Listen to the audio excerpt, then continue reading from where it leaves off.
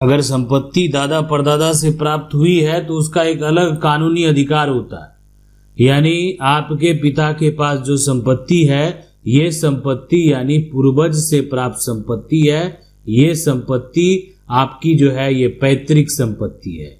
आखिरकार अगर कोई पैतृक संपत्ति है तो उस पे हमारा कानूनी अधिकार क्या है? क्या हम पैतृक संपत्ति को बेच नहीं सकते हैं? यानी आपके मन में सवाल होगा कि क्या खेत बेचने से पहले परिवार को देना होगा पहला मौका? आखिरकार खेत बेचने का क्या नियम है? अगर हम चाहते हैं कि हम अपने जमीन खेत को बेच सकें सही तरीके से, मेरे दखल में है, मेरे कब्जे में है, मेरे पास इसके कागजात हैं, हमारे पूर्वज की संपत्ति है, तो क्या हम बेच नहीं सकते? परिवार पर अधिकार पर सुप्रीम कोर्ट ने आखिरकार क्या कहा? क्या बिना परिवार की अनुमति के खेत बेच सकते हैं? खेत की बिक्री में परिवार का पहला अधिकार क्या है? ये सभी सवाल आपके मन में चल रहे होंगे। देखें, हम आपको बता दें कि पैतृक संपत्ति जो है ना, यानी ये अगर कोई बेच रहा है, दादा परदादा की संपत्ति को बेच रहा है, तो बेचने के लिए तो सभी स्वतंत्र है। जिसका अधिकार है, जो उत्तराधिकारी है, जो परिवार के वंशज हैं, वो उसको बेच सकते हैं। पैतृक संपत्ति बेचने से पहले क्या परिवार की अनुमति लेना जरूरी है? क्या भाई बहन की मंजूरी के बिना पैतृक संपत्ति, ये जो भाई है बहन है, क्या इनकी मंजूरी के बिना पैतृक संपत्ति नहीं बेची जा सकती? पैतृक संपत्ति बेचने का असली कानून क्या है? आखिरकार इसकी अगर बात करें सबसे पहले कि असली कानून आखिर क्या कहता है, कानून कौन सा कानून का आपको पालन करना चाहिए। अब यह है कि क्या पिता अकेले पैतृक संपत्ति को नहीं बेच सकते? आपके मन में यह सवाल चल रहा होगा कि पिता है, उनके नाम से जमीन कायम है, उनके नाम से जमीन का लगान रसीद है, लेकिन पैतृक संपत्ति है, तो क्या पिता पैतृक संपत्ति को अकेले बेच नहीं सकते? बिना बताए अगर कोई पैतृक संपत्ति, दादा परदादा की संपत्ति बेच दे तो क्या करेंगे? ये सभी सवाल आपके मन में चल रहे हैं। देखें, खेत बेचने में पहले परिवार को देना होगा मौका, ये सुप्रीम कोर्ट का कहना है। आज आपके पास दादा परदादा पूर्वज की संपत्ति है, जमीन है, जायदाद है, और पिता को जो है ना पैसे की जरूरत थी। पिता बिना बताए, किसी को बिना पूछे जो है ये जमीन को बेच दिए। एक खरीदार आता है और ये खरीदार जमीन को खरीद लेता है। इसके पास पैसा था, वो आपके पिता को पैसा दिए। अब परिवार के अन्य सदस्य यानी आपके पिता के भाई जो चाचा हैं, उनको आपत्ति है, उनको समस्या है, और ये कह रहे हैं कि ये जो बिक्री की गई है ये वैध नहीं है, इस जमीन को बेचने से पहले मुझे पूछना चाहिए था। इसलिए कि ये जमीन को हम खरीद लेते, यानी खरीदने से पहले या बेचने से पहले जो भी है हमको पूछना चाहिए था। तो खरीदने के लिए तो आदमी स्वतंत्र है, उसमें कोई पूछने की जरूरत नहीं है, तो क्या बेचने के टाइम पूछना पड़ेगा? तो देखें, इस बात की अगर यहाँ पर देखा जाए कि यहाँ पर बेचना पूछना जरूरी है, तो खरीदने में क्या पूछेंगे? तो बेचने में, तो बेचने में भी नहीं पूछेंगे, खरीदने में नहीं पूछेंगे तो बेचने में भी नहीं पूछेंगे। अब ये कोई यहाँ पर कह सकते हैं ना, कोई कानून नहीं है, कोई यहाँ पर कानून नहीं है कि हम जो है बेचने टाइम उनको पूछें, जाकर पूछें कि आप जो हम ये संपत्ति को बेच रहे हैं, आपको पूछने का मन नहीं है, आप नहीं पूछ सकते। लेकिन देखें, अगर आपके कानून ये कहता जरूर है कि आपका जो परिवार है, अगर आपके परिवार के बीच में, ठीक है, परिवार के यहाँ पर जो बीच में है, बीच में अगर कोई यहाँ पर लिखित समझौता जो है, लिखित समझौता नहीं हुआ है, परिवार के बीच में जो है यहाँ पर लिखित समझौता जो है अगर नहीं हुआ है, तो यहाँ पर को ऑनरशिप जो है का मामला हो, तो ये जो है ना कानूनी अधिकार उत्पन्न होता है। सुप्रीम कोर्ट का बड़ा फैसला, सुप्रीम कोर्ट ने कहा पता है, हिंदू उत्तराधिकार अधिनियम 1956 की धारा 22 जो है ना के तहत परिवार के सह उत्तराधिकारियों को पहले खरीदने का अधिकार कृषि भूमि पर भी लागू होगा। मतलब ये हो गया ना कि अगर कोई जमीन बेचेगा, कोई भी हिस्सेदार जमीन बेचेगा, तो जो सह उत्तराधिकारी है उसको पहले खरीदने का अधिकार होगा। यानी पहला, फर्स्ट जो है ना, कह सकते हैं फर्स्ट राइट, ठीक है, फर्स्ट राइट, पहला अधिकार। पहला अधिकार किसकी? परिवार के सदस्य। मतलब आपके पिता जमीन बेच रहे हैं ना, चाचा को अधिकार है पहले खरीदने का। चाचा अगर ये आकर कह दे कि अगर आप बेच रहे हैं तो पहले हमें दे दें, हम उतना ही पैसा देंगे जो दूसरा दे रहा है। अगर वो उतना नहीं दे रहे हैं तो ठीक है, आप स्वतंत्र हैं किसी को बेचने के लिए, आप पर कोई दबाव नहीं बना सकता। तो यदि किसी उत्तराधिकारी को विरासत में मिली संपत्ति पर अपना हिस्सा बेचना है तो उसे पहले परिवार के अन्य जो यहाँ पर सह उत्तराधिकारियों को खरीदने का अवसर देना होगा। और धारा 22 का उद्देश्य, यदि किसी उत्तराधिकारी को विरासत में मिली संपत्ति का अपना हिस्सा बेचना है ना तो उसे पहले उसी परिवार के अन्य जो सह उत्तराधिकारियों को खरीदने का अवसर देना होगा। ये धारा 22 का उद्देश्य, हिंदू उत्तराधिकार अधिनियम यानी 1956 का धारा 22 का यह उद्देश्य है कि आप अगर पैतृक संपत्ति, दादा परदादा की संपत्ति को बेच रहे हैं, आपके पिता बेच रहे हैं, तो आप अपने चाचा से एक बार जरूर पूछ लें, आप अपने गोतिया से पूछ लें, यानी अगर वो लेने को तैयार है तो पहला अधिकार उनका बनता है। अब आप उनको देने को तैयार नहीं है तो कानूनी तरीका से भी वो हासिल करेंगे कि हमको ये संपत्ति लेनी है और उनको देना पड़ेगा। हम नहीं जाएंगे कानूनी तरीका से लेने के लिए तो फिर आप किसी को बेच देंगे, उसका हो जाएगा।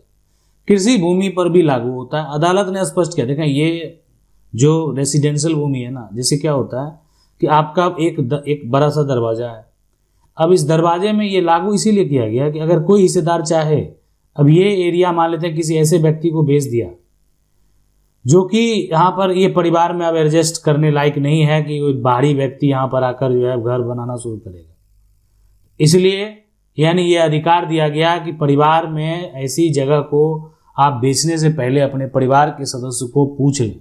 अगर वो लेने से इनकार करेंगे तभी दूसरे को आप बेच सकते हैं। अगर आप दूसरे को बेच देंगे तो परिवार का सदस्य जो है यानी कानूनी तरीका से परिवार का सदस्य जो है ना कानूनी यहाँ पर जो है ना तरीका से क्या करेगा, उसको हासिल कर लेगा। ये सारा जो अधिकार है अदालत ने स्पष्ट किया कि ये प्रावधान केवल सामान्य जो है संपत्ति तक सीमित नहीं है बल्कि कृषि भूमि पर भी समान रूप से लागू होता है। अब यहाँ पर मामले की अगर बात करें तो दो भाई का जो संपत्ति है कृषि भूमि विरासत में मिली थी और उसमें से एक उत्तराधिकारी अपना हिस्सा परिवार के बाहर के व्यक्ति को बेच दिया। परिवार ने चुनौती दी। परिवार ने एक अन्य सदस्य ने हिंदू उत्तराधिकार अधिनियम की धारा 22 का हवाला देते हुए किसी को अदालत में चुनौती दी और कहा कि पहले परिवार को खरीदने का अवसर मिलना चाहिए था। निचली अदालत का फैसला यह हुआ कि ट्रायल कोर्ट और हाई कोर्ट दोनों ने माना कि धारा 22 कृषि भूमि पर लागू होती है। परिवार के सदस्य को प्राथमिकता का अधिकार है, प्राथमिकता परिवार के सदस्य को दी जानी चाहिए। अब यहाँ पर देखें सुप्रीम कोर्ट की अगर बात करें तो सुप्रीम कोर्ट ने अपील खारिज कर दी। सर्वोच्च न्यायालय ने अपील खारिज करते हुए निचली अदालतों के फैसले को सही ठहराया। यानी धारा 22 जो है यहाँ प्री जो है एम्सन कानून नहीं, सुप्रीम कोर्ट ने कहा धारा 22 यहाँ पर जो सामान्य प्री जो है एम्सन कानून नहीं बल्कि ये विरासत से जुड़े सह उत्तराधिकारियों के अधिकारों की रक्षा करने वाला एक विशेष प्रावधान है। मतलब ये होता है कि आखिरकार कहेंगे कि हम अपनी जमीन को बेचने के लिए स्वतंत्र नहीं है, आपके मन में ये सवाल जरूर आएगा, लेकिन आप देखें कि ये आपका पारिवारिक जो है पैतृक घर है।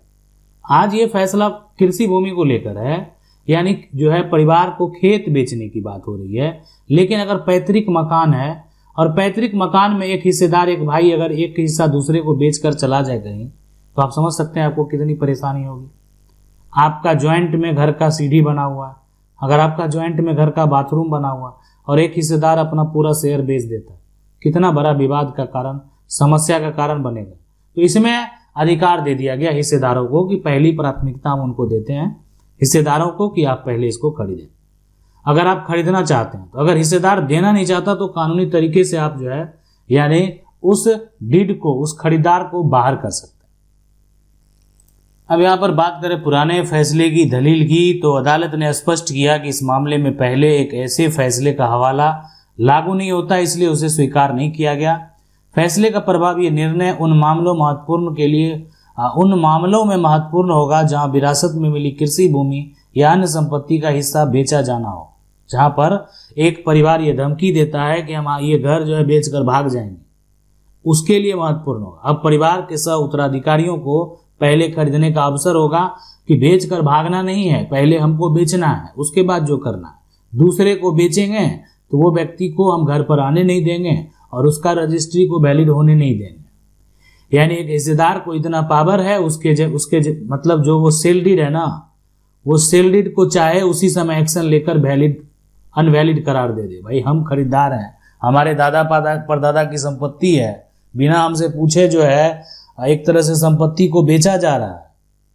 हम ये संपत्ति खरीदने को तैयार हैं, हम उतना पैसा देने को तैयार हैं, ये संपत्ति पहले हमको बेचना होगा किसी भी हालत में, आप दूसरे को नहीं बेच सकते। क्या पैतृक संपत्ति बेचने से पहले परिवार की अनुमति जरूरी है? ये संपत्ति की प्रकृति पर निर्भर करता है। हर मामले में परिवार की अनुमति आवश्यक नहीं होती है। ये डिपेंड करता है कि किस प्रकार की प्रॉपर्टी है।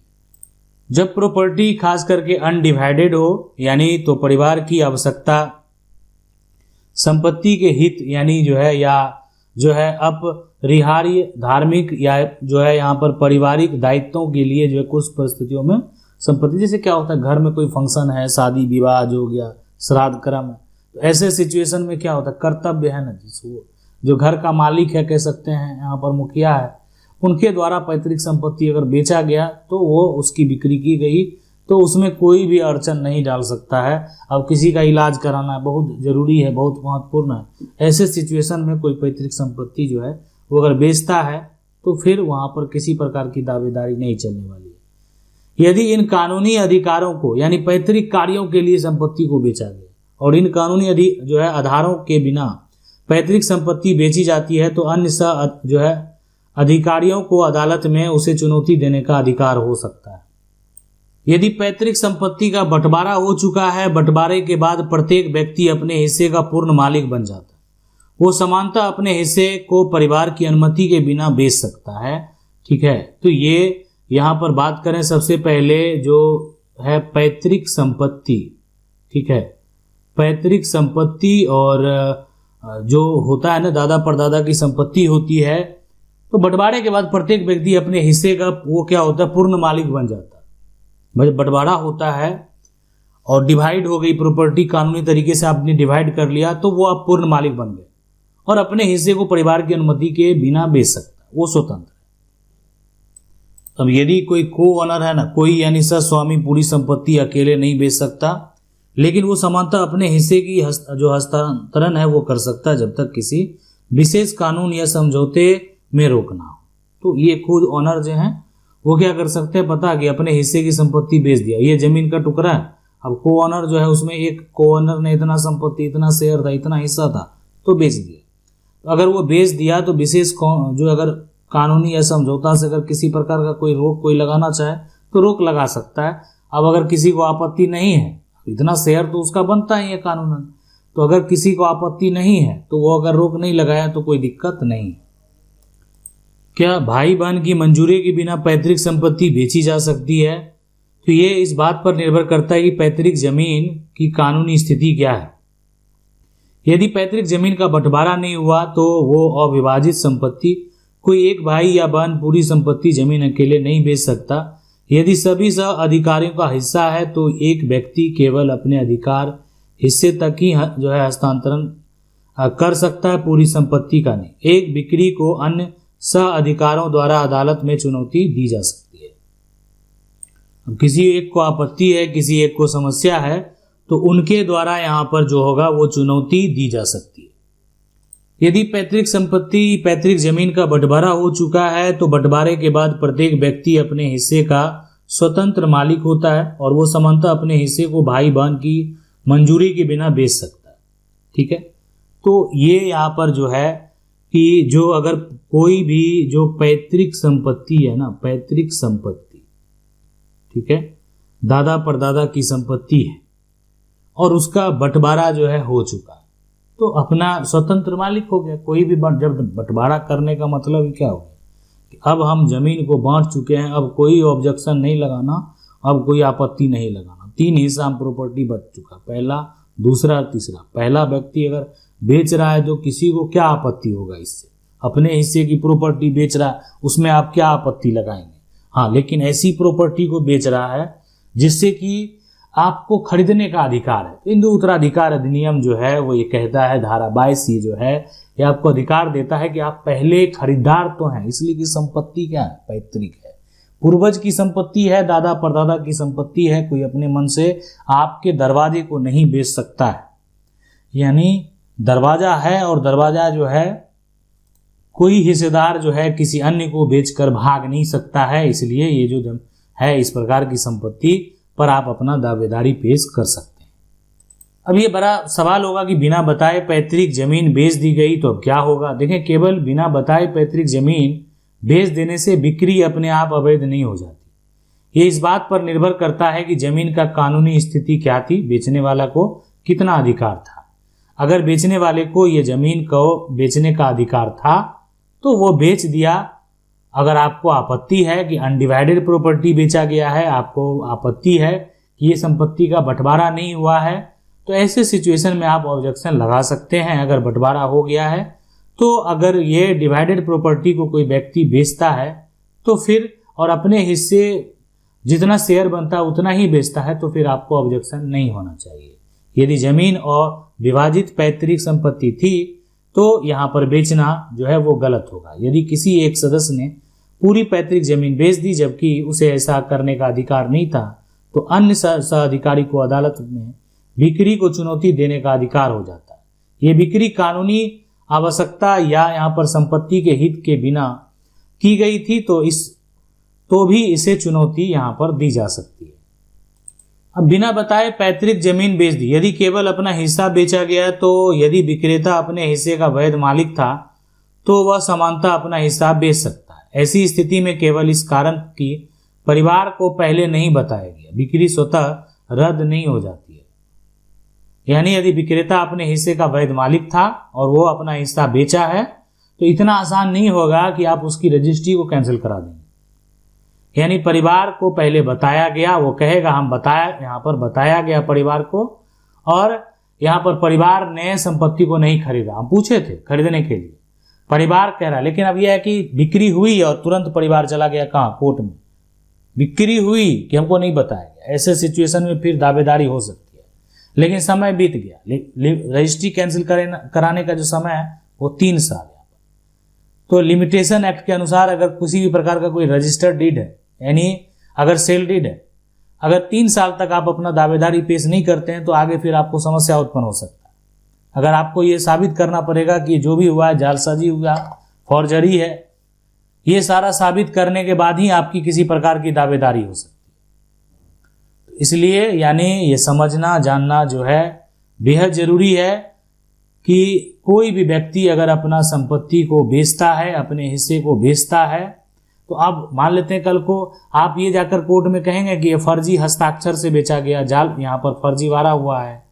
आप ये करेंगे कि जालसाजी जो है वहाँ पर की गई है, फर्जी हस्ताक्षर किया गया, धोखाधड़ी जो है वो की गई है, तो फिर आपको ये कैंसिल कराने के लिए जो है यहाँ पर दीवानी न्यायालय में यहाँ पर केस करना पड़ेगा। ठीक है, दीवानी न्यायालय में जो है केस करना पड़ेगा। ये पूरा प्रक्रिया है। आशा करते हैं वीडियो अच्छा लगा होगा। वीडियो लाइक जरूर कर दें। चैनल को पहली बार देख रहे हैं सब्सक्राइब करके जो बेल आइकन है उसको जरूर दबा लें। मिलते हैं अगले वीडियो में, तब तक के लिए जी।